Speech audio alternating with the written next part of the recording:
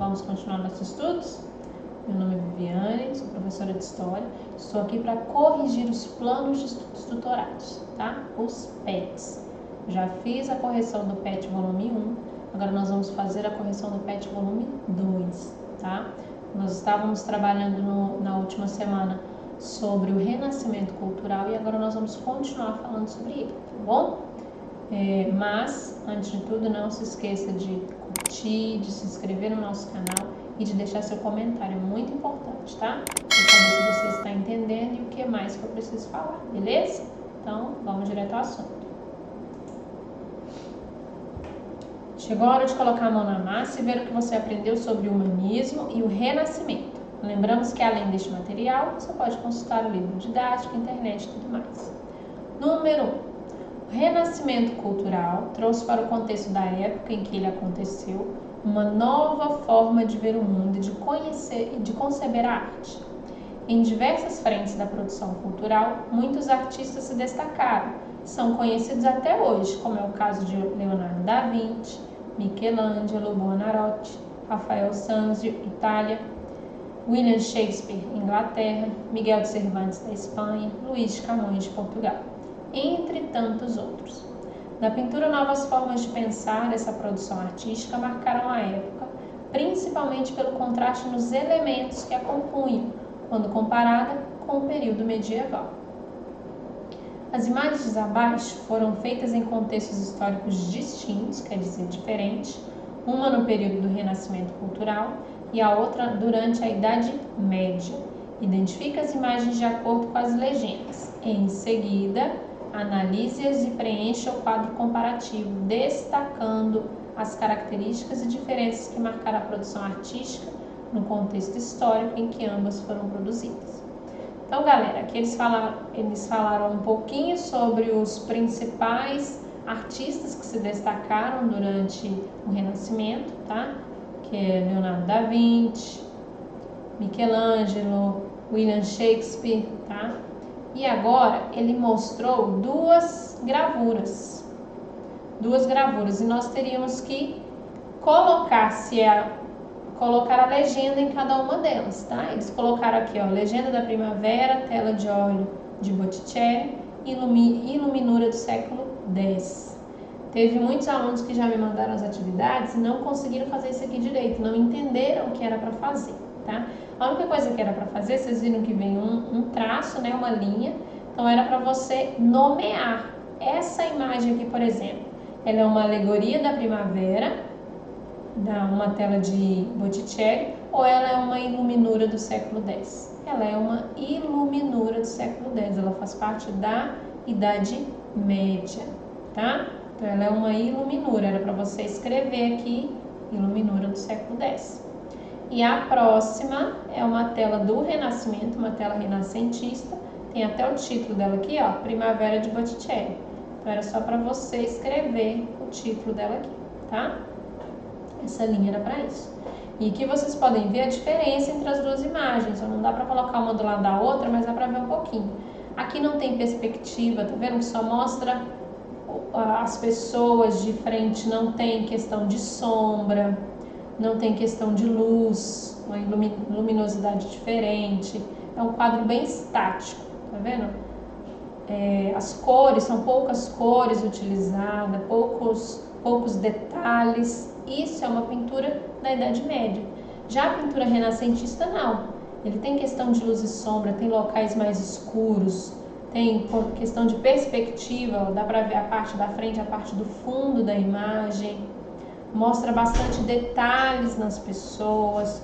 Então, as diferenças entre as duas imagens são muito grandes, tá? Então, aqui nós temos uma pintura renascentista e aqui nós temos uma pintura da Idade Média. E aqui embaixo ele pediu no quadro para nós colocarmos as características e diferenças entre essas pinturas, entre a pintura medieval e a pintura renascentista. Você poderia fazer igual eu falei, ir analisando a imagem e anotando as diferenças, ou poderia pesquisar na internet também, tá? Então eu coloquei aqui algumas características. Vou falar primeiro da pintura medieval, que seria aquela iluminura. Essa iluminura aqui. Então vamos lá. A pintura medieval, ela centra-se muito na temática religiosa, eles pintavam muito sobre os santos, sobre imagens, relembrando a vida de Cristo, histórias bíblicas, a vida dos santos e sobre a temática histórica, contando os feitos heróicos dos guerreiros e as derrotas dos inimigos nas batalhas. Então era isso que era pintado, tá? Principalmente a questão religiosa. Lembrando que na Idade Média as pessoas não liam a Bíblia, porque a Bíblia só era em latim, ninguém sabia latim, a não ser o clero. Então, para que as pessoas soubessem, ficassem sabendo do que estava dentro da Bíblia, a igreja contratava os pintores, esses pintores pintavam dentro das igrejas as imagens, tá? As imagens como se fossem os desenhos históricos mesmo, como se fosse uma história em quadrinhos, só que lógico que muito mais organizada e muito mais artística, né, galera? Mas essas histórias demonstravam o que estava dentro da Bíblia. Então a pintura medieval girava em torno disso. A pintura medieval também não se preocupa com a proporção, sendo como o uso do mesmo tamanho de cabeça e das mãos. Não se preocupa se o desenho está do mesmo tamanho, se a cabeça está maior que o corpo, ou se está do mesmo tamanho que o corpo, não. Eles somente desenhavam, não tinha essa preocupação. Não se detém a realidade, eles não querem saber se o desenho está realista. Eles utilizam figuras estáticas e em posições desarticuladas. Se você observa a imagem, você não percebe que tem uma movimentação ou uma questão de frente, verso, uma pintura bidimensional, tá? Você não percebe isso não, é bem estático. Uso de cores cheias e sem sombras e dividido entre dois grupos, a românica e a gótica. Dá para perceber isso tudo lá na imagem, né, gente? Sem perspectiva, sem luz, sem sombra, uso de cores cheias. Dá para perceber isso bastante aqui. E na pintura renascentista já tem uma utilização da perspectiva, como eu falei para vocês, a parte de trás da imagem, a parte da frente da imagem. Preocupação com a proporcionalidade, com a anatomia, eles desenhavam principalmente o corpo humano de uma forma bem perfeita. Preocupação com a realidade, o desenho tem que ser bem realista. As técnicas eram inovadoras, fazia referência à luz e sombra, e tinha uma influência da arte grega. Então dá para ver aqui, ó, partes mais claras, partes mais escuras, tem a luminosidade na tela, a parte mais em questão de noite na tela, tá vendo?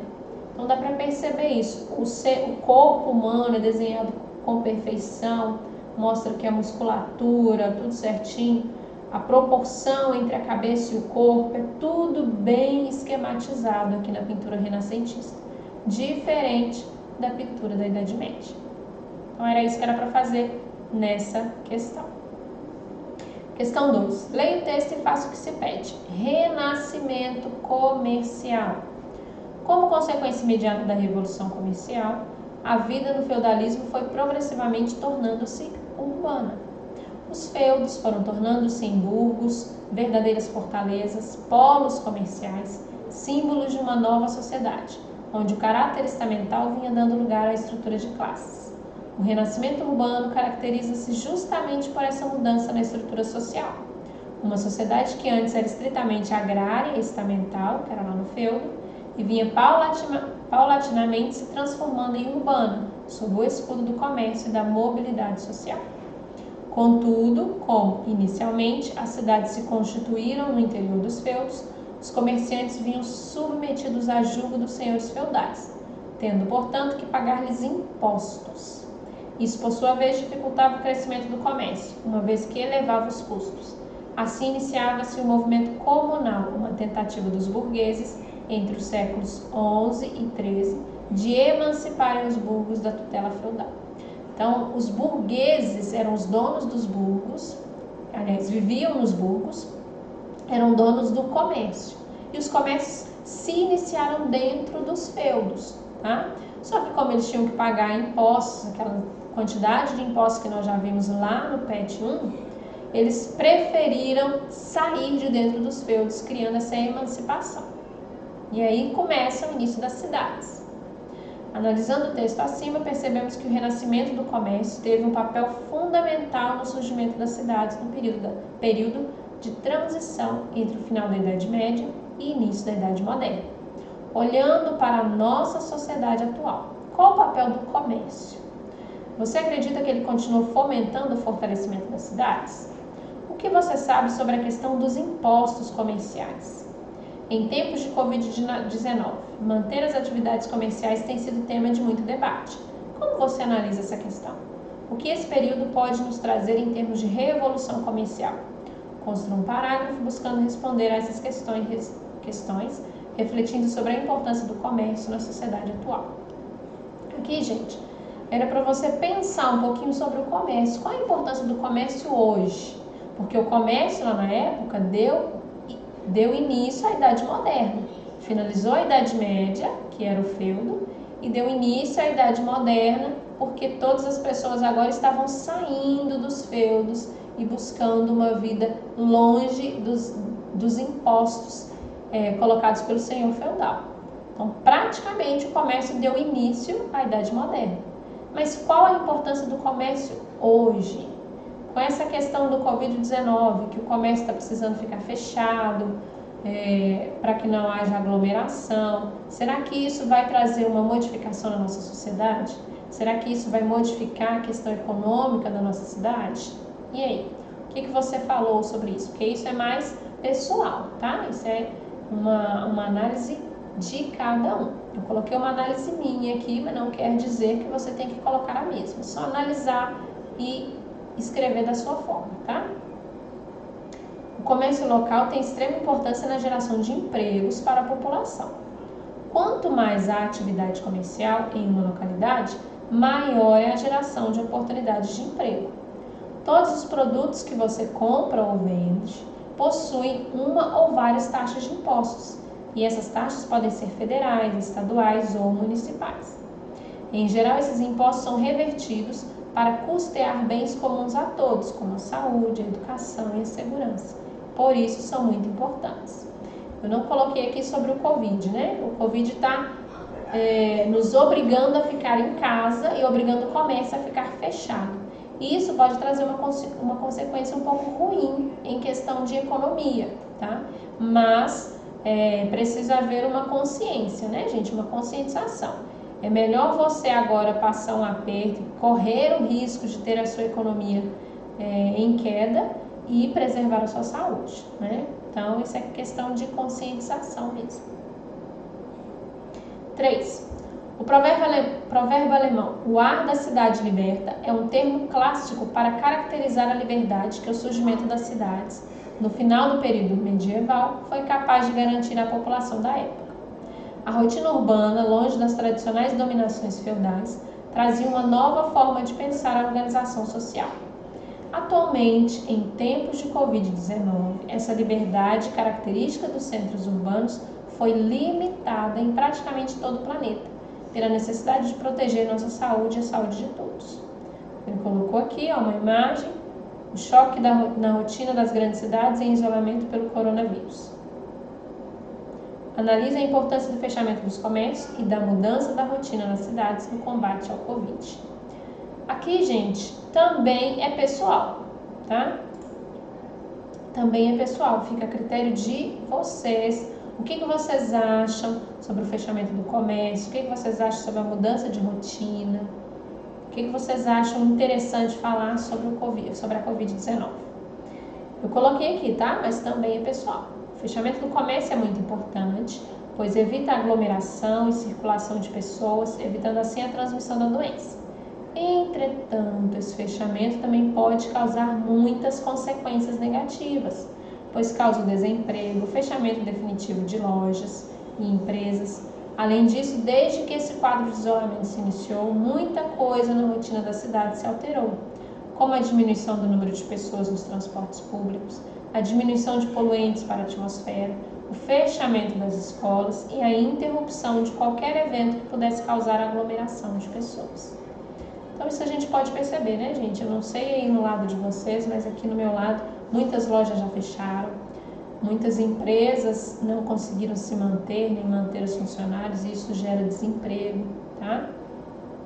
Mas infelizmente nesse tempo em que estamos é necessário haver esse fechamento para que não haja aglomeração e mais transmissão da doença, né, galera? Então, infelizmente, é importante. Seria melhor que o comércio se mantivesse aberto, mas as pessoas não circulassem tanto nas ruas. Mas, infelizmente, isso é questão de conscientização. 4. O movimento humanista do século XV corresponde ao movimento filosófico, moral e estético que teve como principal característica trazer para o centro das discussões o papel que o ser humano tem na sociedade. Daí surge seu nome, do latim, o termo humanus significa humano. Em resumo, trata-se de uma ciência que permitiu ao homem compreender melhor o mundo e o próprio ser. Indo na contramão de tudo o que se pensava até o momento, o pensamento humanista trazia uma nova forma de olhar para o mundo. Abaixo temos uma das imagens mais conhecidas do humanismo, o Homem Vitruviano, de 1590, de Leonardo da Vinci. Analise essa imagem e construa um parágrafo explicando o principal conceito humanista que está representado nela e de que forma ele se contrapõe às contradições culturais que a sociedade medieval cultivava. Aqui, gente, eles colocaram essa imagem do homem vitruviano. Vocês podem observar que é um homem em proporções perfeitas. Aqui nós estamos em 1590, tá? Início lá da Idade Moderna. Então, eu tenho aqui o homem em proporções perfeitas, musculatura perfeita. Ele é desenhado em cima de um círculo, com base em um círculo e um quadrado, para que haja perfeição, tá? E isso, para a Idade Moderna, com conhecimento ainda não tão grande como o nosso, de questões de físico mesmo, físico do corpo humano, já é um grande avanço, né? Então, vamos ver aqui. O Homem Vitruviano de Leonardo da Vinci representa o ideal clássico do equilíbrio, da beleza, da harmonia e da perfeição das proporções do corpo humano. O desenho mostra a figura de um homem nu, com os braços e as pernas abertas e em diferentes posições de modo simétrico.